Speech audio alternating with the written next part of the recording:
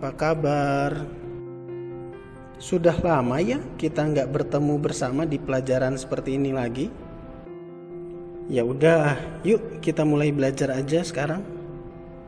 Hari ini kita akan belajar tentang sastra dan prosa.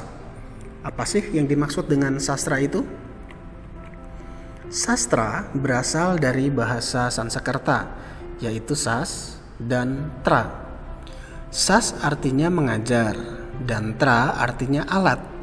Jadi sastra artinya adalah alat untuk mengajar. Apa yang diajarkan?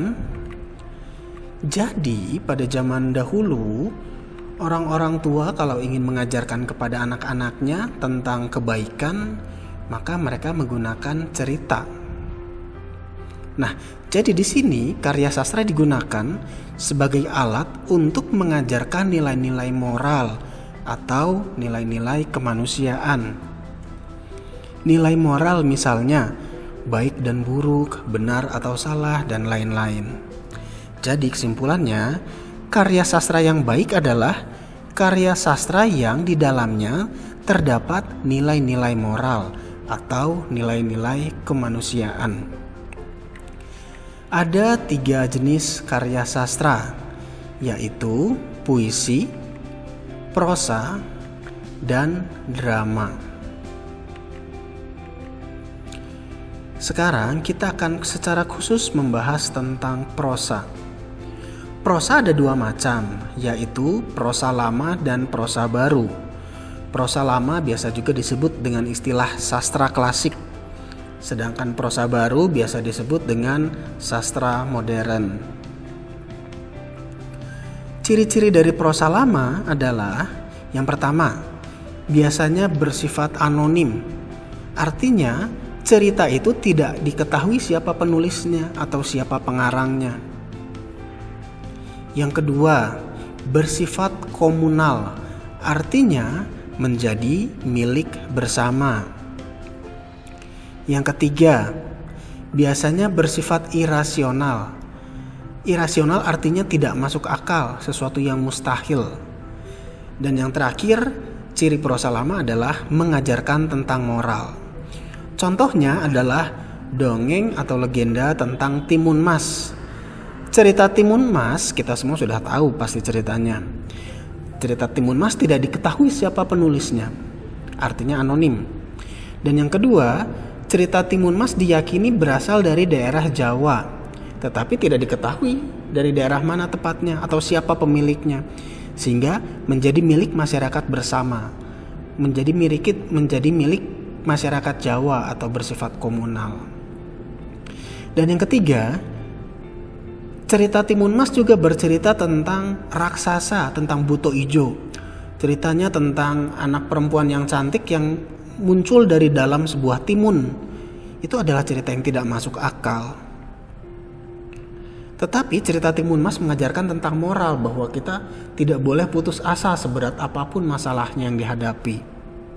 Itu adalah hal-hal yang dipelajari dari cerita itu. Dan sekarang, contoh-contoh dari prosa lama ada beberapa. Yang pertama adalah fabel. Fabel adalah prosa lama yang tokoh utamanya adalah hewan. Hewan tetapi bisa bersikap seperti manusia. Misalnya cerita Kancil Mencuri Timun. Tokohnya adalah si Kancil. Kancil bisa berbicara padahal dia adalah hewan. Yang kedua, contoh prosa lama adalah sage.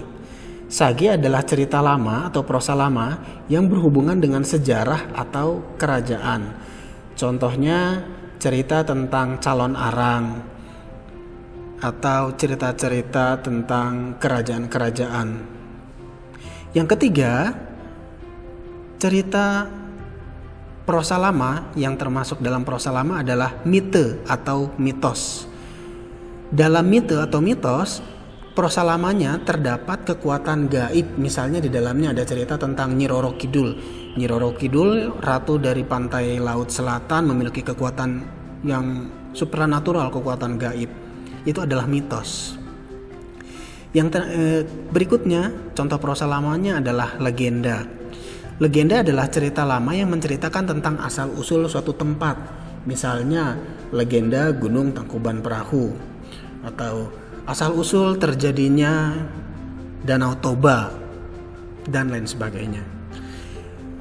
Cerita lama atau prosa lama yang terakhir adalah dongeng jenaka. Ada juga yang menyebut dengan istilah cerita jenaka. Cerita jenaka atau dongeng jenaka adalah prosa lama tentang tingkah laku orang yang cerdik, atau kadang-kadang bukan lagi cerdik tetapi bodoh. Tetapi ceritanya diceritakan dalam bentuk humor, bercandaan, sehingga lucu. Orang yang membacanya bisa tertawa. Contohnya adalah cerita Si Pandir.